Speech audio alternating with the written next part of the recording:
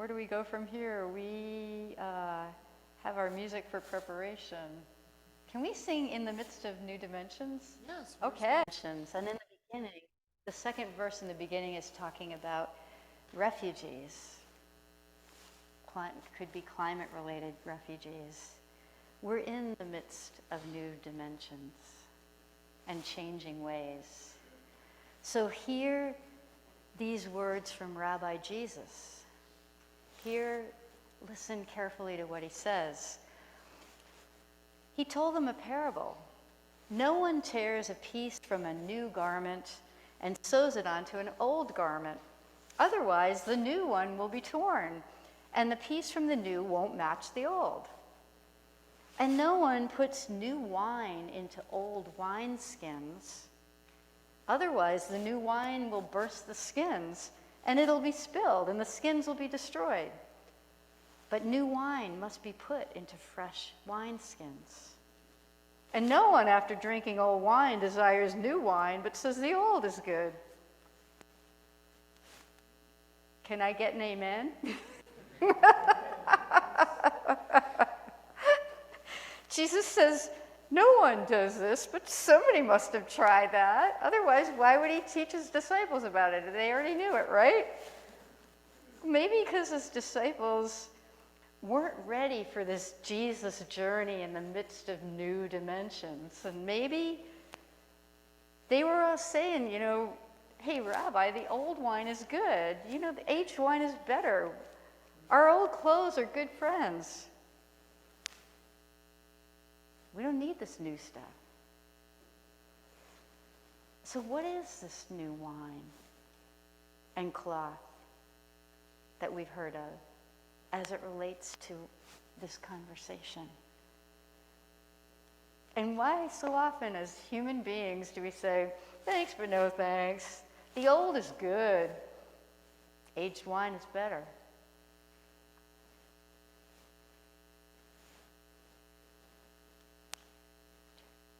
In Isaiah 40, have you not seen? Have you not heard? Have you not experienced it? This planet, our home, that gave birth to us in many ways, that we love and have grown accustomed to, is no longer the same planet that we now live on. I've heard the evidence. You've shared evidence of it. We've been living in this sweet spot that geologists call the age of Holocene, and we're in the late age of Holocene. That went from 10,000 BCE to now, like the human civilization. And in that sweet spot, it was a sweet spot because it was temporary. It was like civilizations growing and at the same time civilizations impacting the planet. So there's been, up to now, relative stability in the climate and enough stability so that life continues on. But this Holocene age is leaving. It's disappearing, and we are already experiencing the dawn of a new age, the age of the Anthropocene. Okay, you Latin scholars know what that means, right? Anthro is human, right? So it's given that name because the impact on this planet is largely human-induced. The changes that are happening, even places like you've described, the coral reef in the Virgin Islands, or the tiny salamanders right here, because we're not spraying, yeah. Or the quality of the air that's impacting us in so many ways, causing asthma, lung cancer for people that never smoked. It's everywhere. The polar regions, ocean waters, the air itself.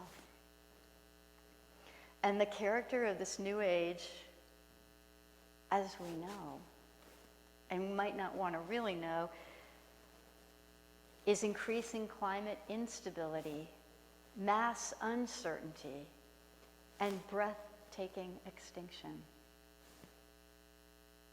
This planet Earth is now a different place. It's ending the only geological epoch that we've ever known.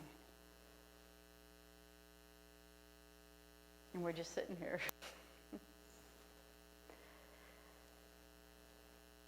It's hard to believe it until we see it,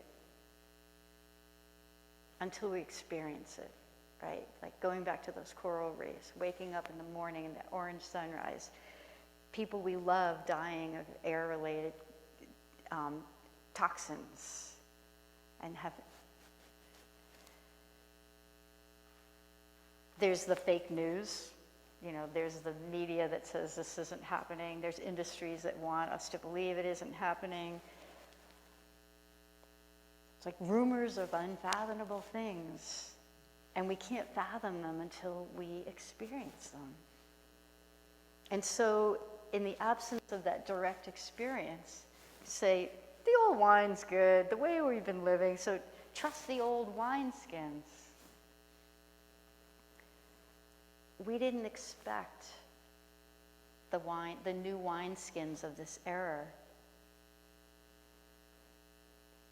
We're just these animals on a rock in space, and who knew that the third rock from the sun couldn't be counted on to behave in the ways it always has? Who thought planet Earth couldn't be relied upon to provide these steady seasons, predictable seasons of when we plant the seeds and when we harvest, and getting enough glacial waters to feed the great rivers, and sea levels that are able to host the great cities and human civilization, and governments and politics and economic systems that are enough to handle the ever more intense disasters and the conflicts that will continue to arise and be exacerbated because of desperate people who are rendered homeless.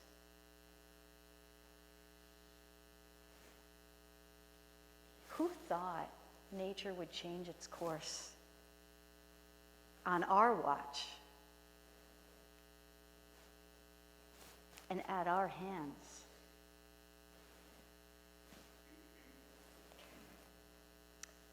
The story of Noah's Ark, in this case, we're both, the story of Noah's Ark was all about God punishing the world because we were just so disobedient, right?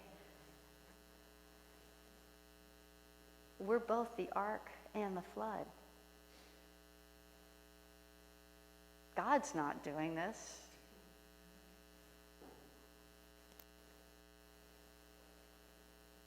So how do we live in harmony now with this new earth? How do we sing a new song in the midst of new dimensions? It's very new dimensions. We're strangers in a strange new land. I think back to Jesus' sermon, his parable. It's so much easier to say, here in this new wine, let's just put it back into the old wineskins. Let's go back to the way we were. Let's just solve our problems with the same mindset. Try to use those same institutions. Fall back on that system of like the economic, political, religious system that it's like, well, we have to maintain our standard of living and our economy and all of our, 401ks, and we have to balance in the short term our fossil fueled economy because of the geopolitical situation, and we have to keep our same white privilege, right? And even though all of this is part of what's brought the storms on of every kind.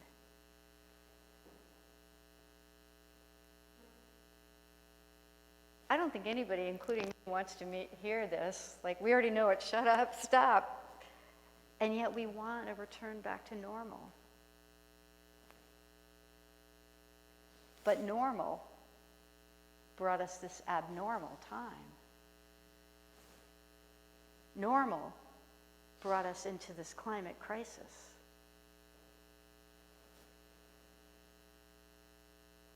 It's nice to sing that song. In the midst of new dimensions, in the midst of changing ways. We're in this like after time and this in-between time. So James Baldwin described after time as this disruption and splintering of the old ways of living and the making of a new community after the fall. And it's filled with what's gone on before and then what we're trying to become. And with the new wineskins that are required, because we're living in new wine. And perhaps we're trying to become new wine ourselves. Baldwin writes that in the church I grew up with, which is not the church white Americans attend, we were admonished to do our first works over, which means to re-examine everything. Go back to where you started, or as far back as you can, and examine all of it. Travel your road again and tell the truth about it, to know where you came from. So Baldwin had two after times, and both of them had betrayal. Both of them were about national reckoning. The first was the period after the Civil War, the Great Reconstruction, which descended into Jim Crow. That was the first national betrayal of this promise of liberty and justice for all. And the second time was after the civil rights struggle, which descended into the murder of great leaders, Dr. King, Malcolm X, Medgar Evans, who were all great friends of Baldwin, and was another betrayal. The gap between America experienced, the reality, versus the promise. So here we are in this national moral reckoning now, in this after time. It's a global reckoning, really. It's bigger than just this country. And I think in this country, Baldwin's questions are our questions as well. What sort of people are we? And what sort of people do we seek to be? And the difference now, together with white supremacy, white Christian nationalism, white privilege front and center, there's also all these other crises that are unfolding, one on top of the other: race, economy, public health, and the planet's health everywhere. These are the first works to be done over. Doing our first works over is hard in our personal lives and then collectively. And it can also be, I think, together, our hope.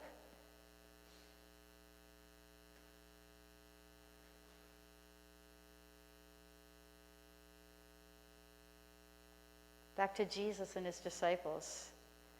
I find this really great consolation in thinking that Jesus's followers, Rabbi Jesus's followers, just didn't get it either the first time around, the second time around. They knew that Jesus had this proclivity, this shocking proclivity to challenge common sense assumptions. And he does it again and again. He says, don't you know, haven't you read it in the scriptures? The stone the builders rejected is the cornerstone. And then he crosses every threshold that the disciples are sure is a barrier.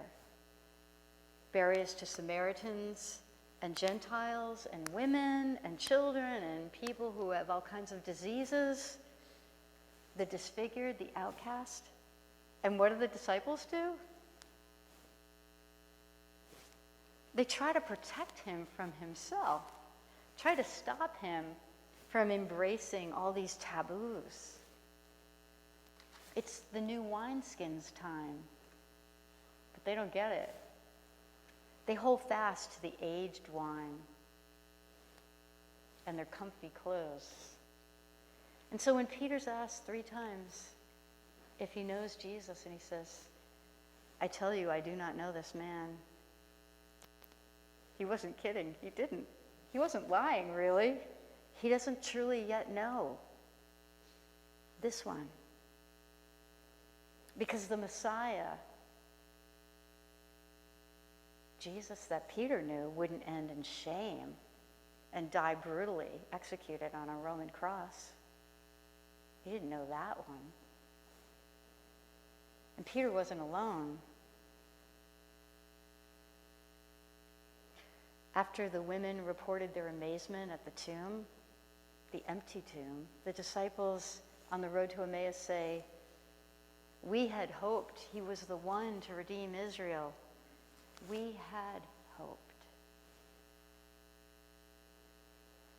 But now hope was also crucified on that cross in their experience.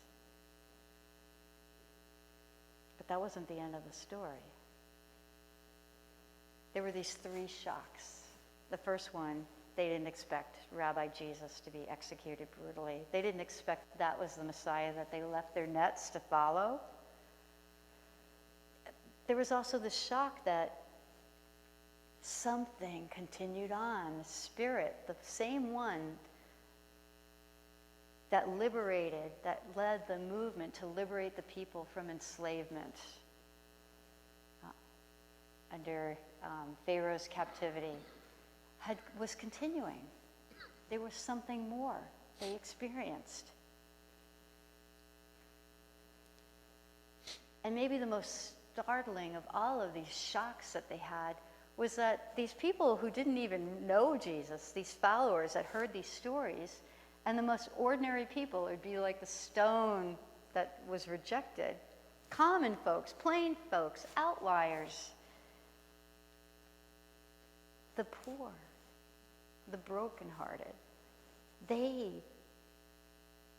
were living this reign of God coming among them, of Spirit inspiring them. And they were the ones that were beginning to plant and plot this new resurrection. So, I'll be honest with you, sometimes I sometimes despair. Like, it's daunting. It seems unreal. It seems like an apocalyptic movie, like we're talking about something that we're powerless to change. And I don't think, Al Gore, in his book, An Inconvenient Truth, I think he was right. The science isn't enough. It's political economic change. It's religious change. It's a paradigm shift about the nature of God and our personal responsibility and accountability. And I think instead of being scared to death or despondent or despairing or paralyzed in fear, I like what Howard Thurman says. To do the right thing in a hard and uncertain time, don't ask what kills you. Ask what brings you alive. What brings you alive? Which brings me back to that first question. What do you love about nature? And I look around this room and I see there's so many. I am one person and we together are more. And there's so much expertise and there's so much passion in unique ways for this world, for one another, for this planet. And the reminder again, the illusion that we're separate. To set that aside and to know that we are so much more powerful together. We are so connected. Each one of us has gifts. And we begin with being authentic with one another by sharing what we love, what's breaking our hearts, and also what we love and what we can do about it.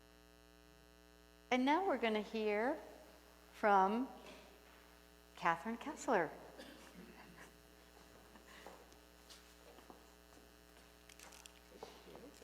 Okay, yeah, sure.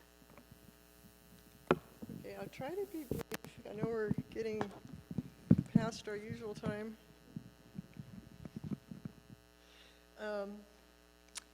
At first, I'll just explain that I've got some information that I think is really important for everyone, and instead of giving you pieces of paper, I'm hoping that you'll take a photo on your phone, and I'll explain what this is.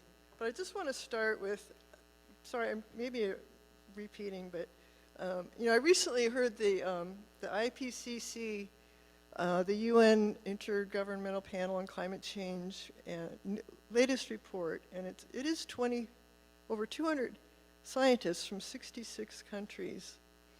But the message now is changes to the Earth are occurring sooner than expected. So, like, we're talking about sooner than expected irreversible change to ice and sea levels. Every region on Earth is affected. CO2 levels are at the highest in 2 million years. And so in addition to slashing CO2 emissions, the world must also deliver strong, rapid, and sustained reductions in methane. Human-caused methane emissions largely come from agriculture, mainly livestock, as well as from production of fossil fuels. And let's see, I'll skip the tipping points. So it's easy to feel hopeless about all this. It's easy to feel, that it's maybe we're getting close to the point where what can we really do? What can I as one person do? The way I like to think about it is I'm one person, but maybe there's 100 other people doing that little thing that I'm doing. It starts to make a difference. And just like Laurie was saying, if we at this church take on a new practice and talk about it to other people, we can make a difference. That does make a difference. And the IPCC did say we are not doomed yet. Every action the world takes to reduce greenhouse gas emissions will make a difference. And also I learned recently about a group called Creation Justice Ministries, which is a group that represents 38 Christian denominations. And their Earth Day focus this year is on food and